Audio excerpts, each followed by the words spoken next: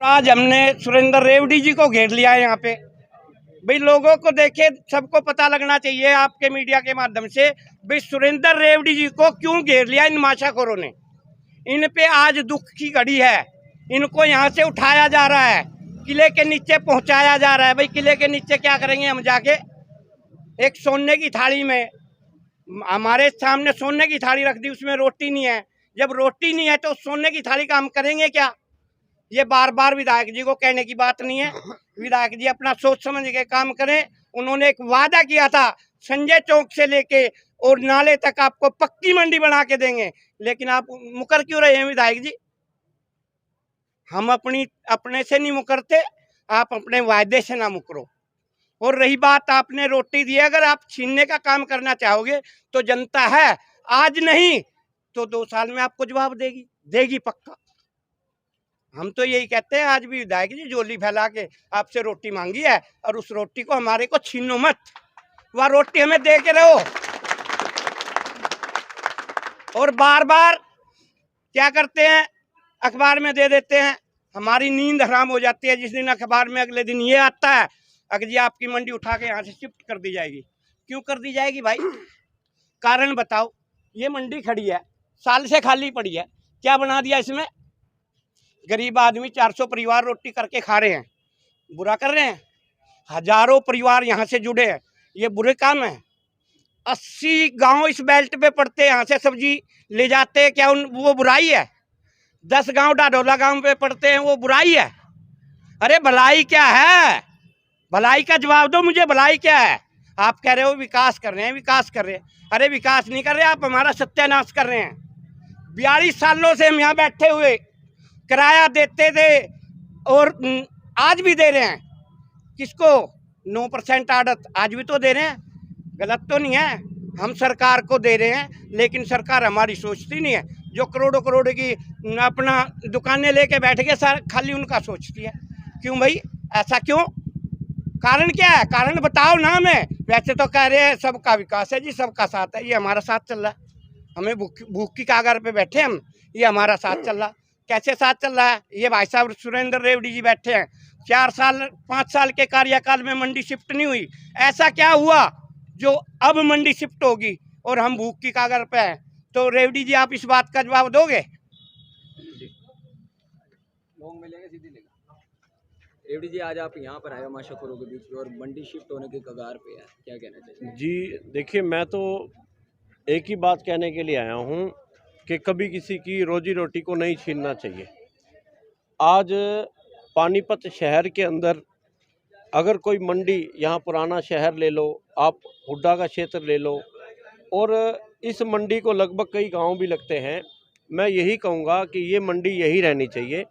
जब 40 सालों में ये मंडी यहाँ नहीं गई, और इस मंडी को यही रहना चाहिए। और मैं देख रहा हूँ, आप पीछे आके देखो, पिछले 1.5 वर्ष से यहाँ पे जो है पूरा का पूरा शेड जो है, ये सारा का सारा, ये पूरा का पूरा शेड जो है, सारा का सारा, 1 मिनट साइड हो जाओ, ये पूरा का पूरा शेड यहाँ पर खाली पड़ा हुआ है, और 1.5 वर्ष से इनकी पूरी रोजी रोटी को जो है छीन रखा है। मैं यही कहूँगा कि हमेशा जब चुनाव का समय होता है तो हम लोग इन गरीब लोगों के जो इतनी मेहनत से अपने परिवार का पालन पोषण करते हैं, तब चुनाव के समय में हम इनके पैर पकड़ते हैं कि हमें आपकी ज़रूरत है और आप हमें जितवाइए। तो मैं यही कहूँगा विधायक जी से और यहाँ के जो पार्षदगण रविंद्र भाटिया जी से, जो जिद पकड़ के बैठे हुए हैं, मैं सबसे बड़ी जो अगर जड़ कहूँगा तो रविंद्र भाटिया को कहूँगा। किसी एक पार्षद को मैं बिल्कुल मैं ये कहूँगा कि रविंद्र भाटिया का वार्ड है, रविंद्र भाटिया का ही एरिया है, तो रविंद्र भाटिया को यहाँ प्रपोजल ही नहीं बना के देना चाहिए था कि 13 दुकानों को तुम यहाँ पर बनाकर और यहाँ पर 2000 लोगों को तुम यहाँ से उजाड़ना चाहते हो। मैं तो बिल्कुल क्लियर इसकी बात, अगर हम लोग आज पब्लिक के बीच में आए हैं या पब्लिक के बीच में रहे हैं तो हमने कभी किसी का दिल नहीं दुखाया। अगर किसी गरीब आदमी की तुम अगर बद्दुआ ले लोगे तो आप जीवन में कभी कामयाब नहीं हो पाओगे। तो मैं यही कहने के लिए आया हूँ कि इस मंडी को यही रहना चाहिए। अगर किसी को वचन दिया है, अब ये माशाखोर पिछले 70 दिनों तक पूरी ठंड के अंदर ये लोग धरने प्रदर्शन पर रहे थे। 70 दिन का कोई हिसाब लगा के देख लो, अगर चुनाव का समय हो, अगर किसी विधायक किसी पार्षद को वोट लेने के लिए अगर 70 सेकंड भी किसी मतगण के जो जिसका वोट का अधिकार होता है उसके घर पे रुकना पड़ जाए कि मेरे 70 सेकंड भी खराब हो गए हैं, तो पसीने निकल आते हैं। तो 70 दिन का भी इनको आने वाले समय में अपना हिसाब देना पड़ेगा कि शहर के अंदर ये मंडी रहनी चाहिए।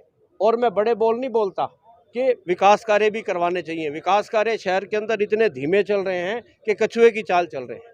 इस विकास कार्यों को भी बहुत ज़्यादा तेज़ी लानी चाहिए। पूरे हरियाणा के अंदर सबसे छोटी विधानसभा पानीपत सिटी की है, 5 किलोमीटर के दायरे के अंदर आती है।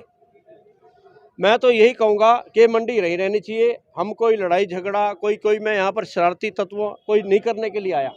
जब आप इनका दुख दर्द सुनोगे तो आपको पता चलेगा। तो फैसला कर चुके कि ये तो मंडी देखिए मैं आपको बताता हूँ, करेंगे? देखिए क्या होता है कि कोई प्राइवेट लिमिटेड फर्म तो चल नहीं रही, किसी का कोई ये परिवार की जागीर तो नहीं है कि मैंने ये फैसला ले लिया कि जी ये मंडी जो है यहाँ से शिफ्ट होगी हर कीमत पर। जो वचन दिया है आप लोगों ने इनको कि संजय चौक से लेके और आप बबैल नाके तक इनको जगह दो फिर। और मैं एक चीज़ और कहूँगा कि विधायक जी ने बोला है कि जगन्नाथ कॉलोनी के अंदर वहाँ पर सब्जी मंडी शिफ्ट होगी। आप पूरे शहर का सर्वे कर लो, पूरे शहर के अंदर घूम लो, क्या वहाँ पर जगन्नाथ मंडी वहाँ जाएगी? क्या वो जगह है? पहले वहाँ पर जगन्नाथ मंदिर के जगन्नाथ कॉलोनी के अंदर हमने कम्युनिटी सेंटर खुलवाया था, कम्युनिटी सेंटर बना था और वहाँ के लोगों के लिए कम्युनिटी सेंटर बना था कि किसी बच्ची का विवाह हो जाए, बड़े बुजुर्ग बैठे हैं, सुख दुख के बैठने के, वहाँ थाना खुलवा दिया। मैं तो ये कहूँगा कि उस थाने को बंद करवा के जो लोगों का अधिकार है जगन्नाथ कॉलोनी के लोगों का वहाँ अधिकार। और ये भी कहूँगा कि जगन्नाथ कॉलोनी के अंदर अगर ये मंडी वहाँ खुल गई तो वहाँ बहुत ज़्यादा बुरा हालात हो जाएंगे, यहाँ के लोग वहाँ जा भी नहीं पाएंगे। अब अनाज मंडी यहाँ से जो है आप ये देखो कम से कम 6-7 किलोमीटर दूर पड़ती है, वहाँ से कोई ये शहर का वासी वहाँ सब्जी लेने के लिए जा ही नहीं सकता। तो मैं आपके मीडिया के माध्यम से मैं कहूँगा कि भगवान सद्बुद्धि दे हमारे विधायक जी को या बाकी जो उनके साथ जो लगे हुए हैं 1-2 लोग जो हैं, बाकी सारे पार्षद जो हैं वो ये चाहते हैं कि मंडी यहाँ पर रहे और पूरा शहर ही चाहता है कि मंडी यहीं रहनी चाहिए। जी वो पक्का मन बना चुके कि यहाँ स्टेडियम बनाएंगे और जाएंगे, तब आप क्या करेंगे? देखिए मैं एक बात कहना चाहता हूँ, समय बदलता रहता है, समय बलवान होता है। मैं बड़े बोल नहीं बोलता। अगर कोई व्यक्ति जिद पकड़ के बैठा हुआ है कि मैं यहाँ पे स्टेडियम बनवाऊंगा, और मैं 2 दिन पहले मीडिया के माध्यम से और सार्वजनिक हमने घोषणा की है कि रोहिता रेवड़ी शहर में दोबारा विधानसभा का चुनाव लड़ेगी और अवश्य लड़ेगी। और एक बात और मैं कहना चाहता हूँ, अगर रोहिता रेवड़ी शहर की विधायक बन जाती है, अगर ये स्टेडियम यहाँ बनवा भी देंगे तो इसी स्टेडियम के अंदर हम दोबारा इन माशाखोरों को बिठा देंगे।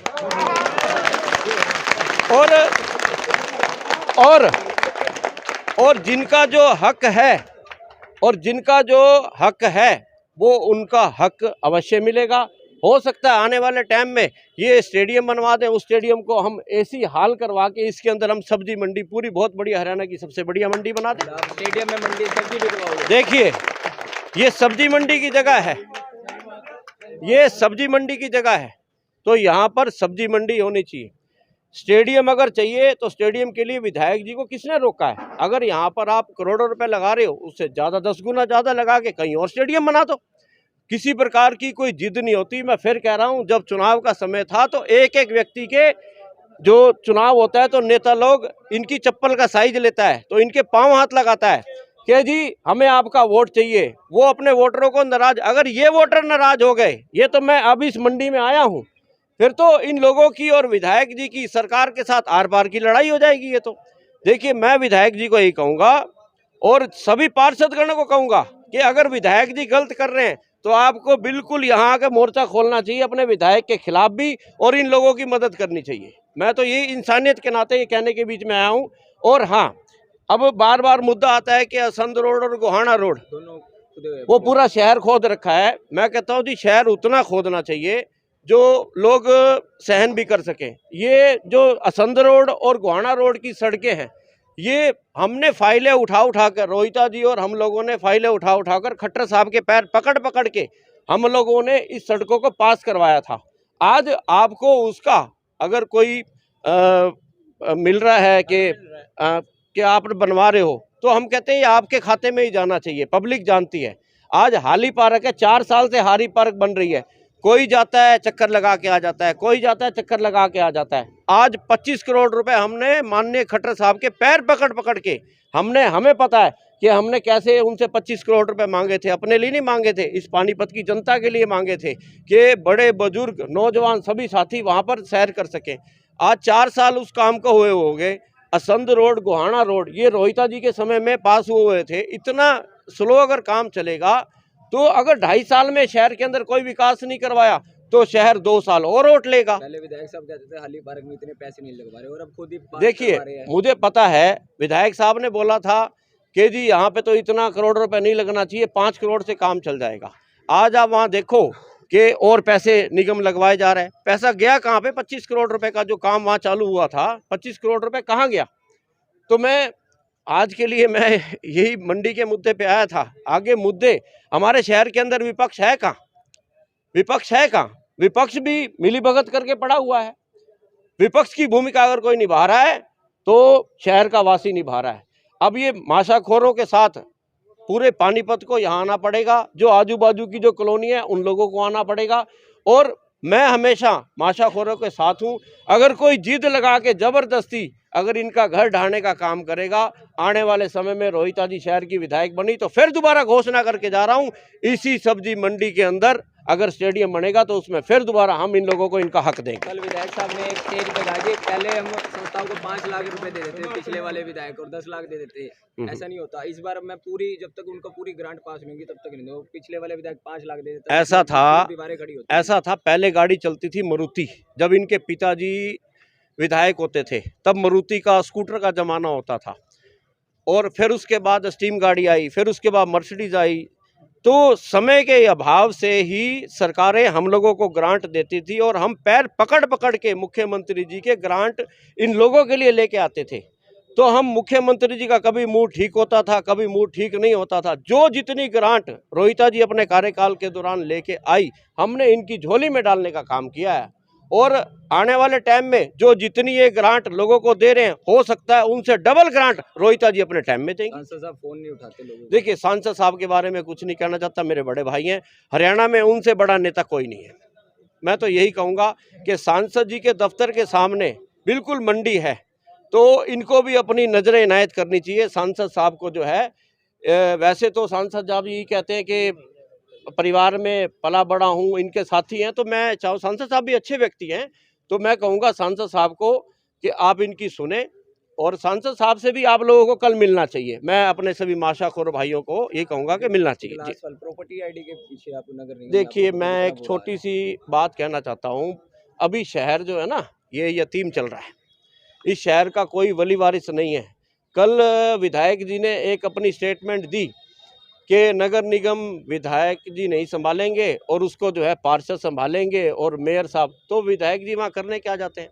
5 साल में रोहिता जी जब शहर की विधायक रही तो मैं आपको ये बता दूं, केवल एक बार हम लोग नगर निगम के दफ्तर के अंदर गए थे और ना हम लोगों ने कभी PW रेस्ट हाउस, ये फलानी जगह पे, ना हमें फ़ोटो खिंचवाने का शौक़ है कि जी हम मीटिंगें कर रहे हैं, हम दौरे कर रहे हैं। हम कहते हैं सारा काम अधिकारी अगर आपकी सुने तो अधिकारी आपके घर के, आपके दरवाजे के बाहर बैठा रहेगा और आपकी सुनवाई करके जाएगा और फ़ौरन काम करेगा। अब इन्होंने कह दिया कि पार्षदों का काम है। अगर बुराई लेने का समय है तो बुराई भी विधायक जी को अपने ऊपर लेनी चाहिए, पार्षदों के ऊपर बुराई नहीं देनी चाहिए। अगर उनकी सुनवाई नहीं हो रही, प्रॉपर्टी आईडी नहीं बन रही, आज लोगों के अंदर पिछले दिनों में हमारे, ये तो बड़ी खुशी है कि विधायक जी शहर के अंदर मुद्दे विधानसभा में उठाते हैं। पिछले दिनों में विधायक जी ने एक मुद्दा उठाया था कि इंडस्ट्री एरिया के जो प्लाट हैं हमारे HSIDC के अंदर, उन्होंने विधानसभा में मुद्दा उठाया था कि व्यापारी लोगों को, जो फैक्ट्री कामगार जो हैं, उन लोगों को HSIDC की रिफाइनरी रोड पर मुद्दा उठाकर विधानसभा के अंदर कि इनको वहाँ पर जगह मिलनी चाहिए व्यापारियों को। विधायक जी ने मुद्दा क्या उठाया? जो 8,000 रुपये वाला सर्कल रेट था, लोगों को वहाँ 20-20 हज़ार रुपये गज में वहाँ पे तो प्लाट हो गए। विधायक जी की ऐसी जो उठाई बात, अगर बात उठानी थी तो 8,000 रुपये जो वहाँ का सर्कल रेट था, उस रेट के हिसाब से अब ये जेब कट रही है, व्यापारियों की कट रही है।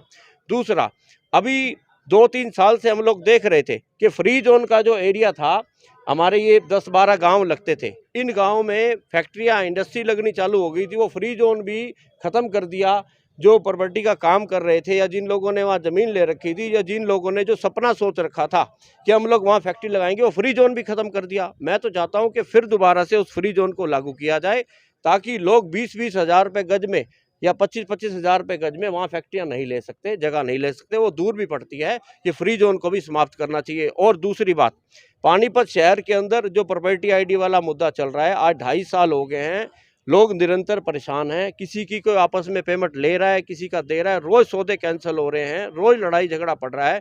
मैं यही चाहूँगा कि पानीपत शहर को संभाल लो, नहीं तो आने वाले दिनों में, अभी तो कोई मुंह पे नहीं बोलेगा, आप जिसके पास भी जाओगे कोई व्यक्ति नाराज भी होगा, वो भी माला आपके गले में डाल देगा, क्योंकि आपके पास अभी 2.5 साल का वक्त है। जब समय आएगा, चुनाव का टाइम होगा, तो कोई भी ऐसा व्यक्ति जिनको आपने नाराज कर रखा होगा वो आपके लिए गेट भी नहीं खोलेगा।